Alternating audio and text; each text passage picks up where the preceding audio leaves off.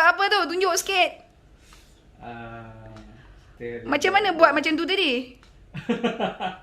Cuba cerita sikit. Kita gunakan team viewer ni. Mana team viewer?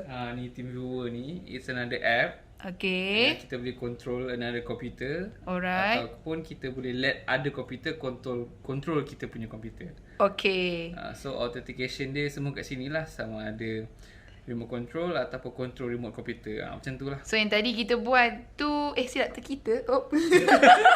Yang tadi tu control remote computer. So maksudnya daripada komputer kawan tu kita control kan? Ya. Yeah. Okay.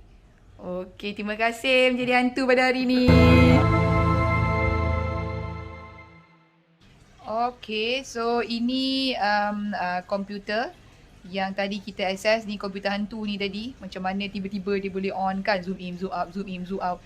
Jadi kita memang dah install team viewer. So daripada team viewer ni kita perlu 2 komputer. So daripada komputer yang kita nak access daripada tempat yang lain dan juga komputer yang di office.